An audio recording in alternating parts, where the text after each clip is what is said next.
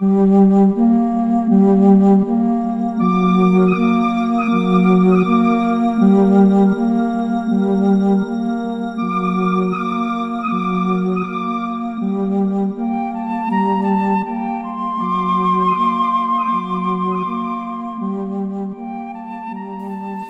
caso muy controversial y discutido desde diferentes puntos de vista, también estudiado desde diferentes aspectos. Hoy lo veremos desde la parte filosófica, la base filosófica en la cual se centra la sentencia de estas dos personas y la ejecución de las mismas. La base filosófica en la cual se funda esta ejecución es la jus positivista o el jus positivismo. ¿Por qué decimos que esta es la base filosófica en la cual se centra la sentencia de estas dos personas? Para poder comprender ello, debemos primeramente entender qué es el positivismo. El positivismo surge a finales del siglo XVIII, cuando el método científico tomaba fuerza con personajes como Galileo Galilei, Isaac Newton, entre otros, que daban respuesta a preguntas de los hombres. Y de entre esas preguntas surge una que dice: ¿la ciencia puede estudiar la sociedad? Y aquí es cuando el filósofo Augusto Comte responde a ella, ¿no? E indica que la ciencia sí puede ser aplicada a cualquier cosa, y aún a la sociedad. Y es por eso, y de esta manera es como llega la parte sociológica, y así crea también al positivismo. Indica que el positivismo en el mundo se reduce a hechos concretos, o sea, a cosas que pueden observarse, medirse y experimentarse. El positivo significa que sí existe. También nos decía que el Estado debe tomar el control de la base social para así garantizar el orden. Solo con el orden se logra el progreso.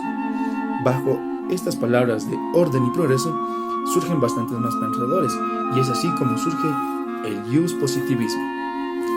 Hans Kelsen, uno de los más grandes exponentes de este pensamiento filosófico, bajo el título de La teoría pura del derecho, crea y constituye una ciencia jurídica pura, alejada del dogmatismo y del falso cienticismo. Establece e indica que el derecho tiene que ser una ciencia y debe centrarse en el derecho positivo.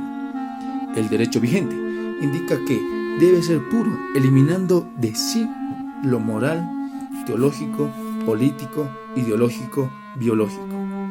Esto indica que las leyes forman un sistema, o sea, hacer una jerarquía. De esta manera indica que la validez de una ley no está en su contenido, sino que está en su subordinación a una ley superior. Y es de esta manera que el jus positivismo nos da a entender que el jurista simplemente está limitado a poder cumplir lo que está en la norma. En 1927, Nicola Sacco y Bartolomeo Vanzetti, emigrantes italianos anarquistas, son ejecutados en Massachusetts por 2 asesinatos que posteriormente llegaron a comprobar su inocencia, ¿no? Al explicar qué tipo de elementos ontológicos y axiológicos existieron en la sentencia, vemos que el 9 de abril de 1927 condenaron a muerte a Sacco y a Vanzetti a la silla eléctrica. Sí existieron porque buscaron que Sacco y Vanzetti eran inmigrantes italianos con antecedentes anarquistas comunistas, y al verlos que eran seguidores de anarquistas de renombre como Sergaliani, de esta forma los clasificaron como seres distintos y determinados a la clase americana, donde la identidad, la contradicción al pensamiento americano era la rebeldía y el anarquismo. Eso hicieron que influya en la sentencia. Sin manejar una ontología jurídica donde busque la justicia del ser y no catalogarlos con quién andaban o a quién seguían por los pensamientos de Sacco y Vanzetti, que apoyaban las libertades civiles y los derechos de los inmigrantes. Dentro de los elementos axiológicos en la sentencia podemos nombrar que no se manejaron los valores ni principios de humanidad, pese a que hubo 7 años de movimientos de disgusto por esta sentencia hacia Sacco y Vanzetti a nivel mundial, donde los veían como mártires por un régimen que trataba de sancionar con dureza a la anarquía y al comunismo, y era para demostrar el poder que tendría Estados Unidos.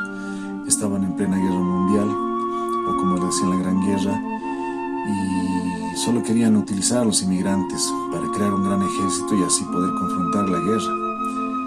Entonces, después de esta sentencia, durante los 7 años, fue por un final que por ser fugitivos al reclutamiento. Esa fue la sentencia. Debemos entender que la investigación de este tema se basa muchas veces en la presión que tenía en un país y los mismos jueces que iban a dar la sentencia, porque Estados Unidos en ese momento vivía una fase muy preparativa para el tema de la guerra, tenía sus muertos llegando desde Francia, entonces tenía que demostrar que el anarquismo, la rebeldía y todos esos temas de comunismo tenían que ser avasallados, no tenían que haberse tomado en cuenta en el pensamiento ideológico de Estados Unidos. Entonces fue uno de los grandes detonantes para que el 9 de abril de 1927 los condenaran a muerte. El análisis que se hace también es que en el pensamiento de los jueces era la presión de todo el gobierno estadounidense, porque era un patriotismo, porque estaban en plena guerra. Había que ver el pensamiento de ellos, ya que han aceptado su sentencia directamente. Ya tanto tiempo estaban esperando, entonces vieron que al final llegó su sentencia y empezaron a hablar con sus familiares. Y los juicios de valor que tendrían Estados Unidos hacia ellos ya no era tan importante, sino era demostrar el poder que tenía Estados Unidos en ese momento.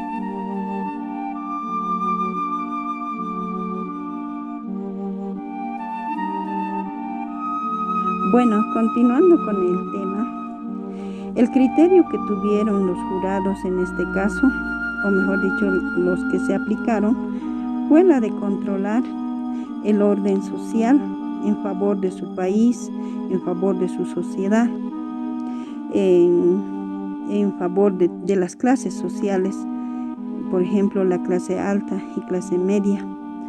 Por otro lado, era poder controlar a la clase obrera, que estaba en unas revoluciones, marchas, movilizaciones, y evitar con esta sentencia que crezca mucho más los conflictos. También se utilizó los prejuicios aplicados en la Administración de Justicia de Estados Unidos, pues no solo aplicaron al juicio criterios racistas, sino que el factor fundamental de su condena se basó en las ideas anarquistas de los acusados, porque para este país era lo más denigrante ser anarquista, comunista y socialista. No importaba qué trabajo tenían ni de qué vivían, lo único que se enfocaban era que ellos eran inmigrantes de Italia y eran anarquistas, y eso era suficiente para condenarlos a la muerte. También se puede fundamentar por ejemplo, este actuar en el pensamiento de Thomas Hobbes con la frase "el hombre es lobo para el hombre". Por ejemplo, en este caso, la sociedad de ese entonces no ha medido para nada, ¿no? Y ha demostrado por su naturaleza ser y condenar sin importar cómo. Por otro lado, también podemos indicar el pensamiento o frase de Nicolás Maquiavelo: el fin justifica los medios.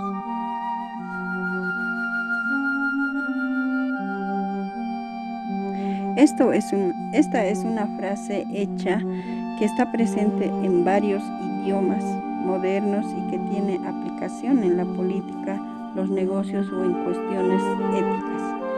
Por tanto, significa que cuando el objetivo final es importante, cualquier medio para lograrlo es válido. Y eso, por ejemplo, es lo que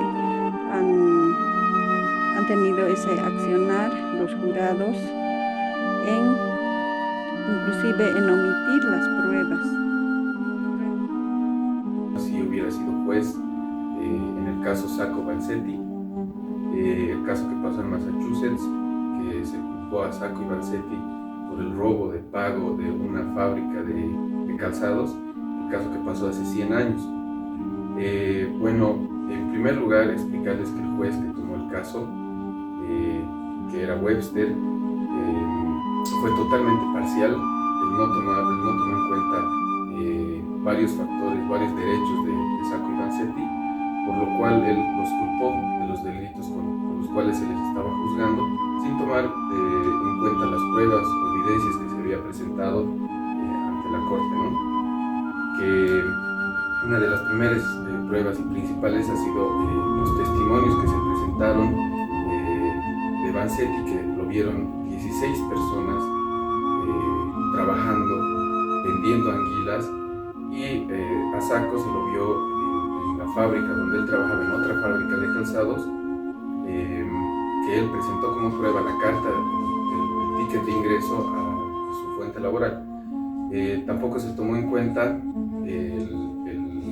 las pruebas que se había presentado en cuanto a las balas, a las municiones que se habían tomado de la escena del crimen, que no estaban de acuerdo, no coincidían con el arma que estaba portando en el momento que lo arrestaron a Sacco y Vanzetti, que no eran de la misma arma, ¿no? Tampoco se tomó en cuenta el testimonio que había presentado otro preso, que decía que él había participado del delito, él había participado del robo, incluso había dado datos confirmados de dónde se había cambiado de vehículo, quién había sido el chofer, quién había sido el que, o sea, todo el movimiento que había para hacer el robo. Él lo explicó a detalle, se confirmaron las huellas, se confirmó todo, pero ni aún así el juez, que estaba en contra de los anarquistas, no tomó en cuenta. Entonces él sí ha sido totalmente parcial. Tampoco se vio que ellos no tenían récord criminal, no se tomó en cuenta que nunca se los había culpado por un crimen, eran hombres de familia, eran hombres trabajadores, los cuales habían ido a Estados Unidos a buscar mejores oportunidades. Este caso concluyó en 1927, sentenciándolos a la silla eléctrica. Ahora, ¿cuál hubiera sido mi actuar? En ese caso yo hubiera tomado en cuenta todas las pruebas, hubiera sido imparcial como juez, que es un cargo político. Yo, aunque hubiera perdido el puesto de juez, hubiera hecho lo que es correcto, lo que está dentro de las líneas del derecho, haciendo valer todas las pruebas, haciendo constar los testimonios, etc. Entonces, para mí, una creencia política, una forma de pensar diferente, no es justificativo para quitarle la vida a dos seres humanos. Entonces, eso hubiera sido mi actual. Gracias. Bueno, en este caso la aplicación del derecho como tal no fue legítimo ni legal, porque si bien trató el juez estar dentro de un marco jurídico, no se aplicó el seguir un camino correcto, justo, el impartir por un criterio moral y ético, porque más allá de cualquier argumento legalista, lo cierto es que no hubo pruebas que situaran a Sacco y a Vanzetti de los delitos de robo y asesinato. Y este hecho por el cual se les inculpó solo fue una muestra más del absurdo jurídico, se podría decir, del cinismo, de la lógica dentro de la autoridad. Los juicios que se dieron sostuvieron más a una actuación donde se demostró que el poder cobre revancha sobre las vidas que se alzan en su contra, porque fue así, ya que el juicio estuvo plagado de falsedades, infamias, pericias mal ejecutadas y testimonios inducidos y retractados. Muchas veces ni dada la oportunidad de dar un traductor para los que daban su testimonio en favor de los acusados. Es oportuno decir que todo suceso fue toda una puesta de escena de un despliegue político represivo contra las ideas anarquistas, que Sacco y Vanzetti también se defendieron hasta el último momento de su asesinato.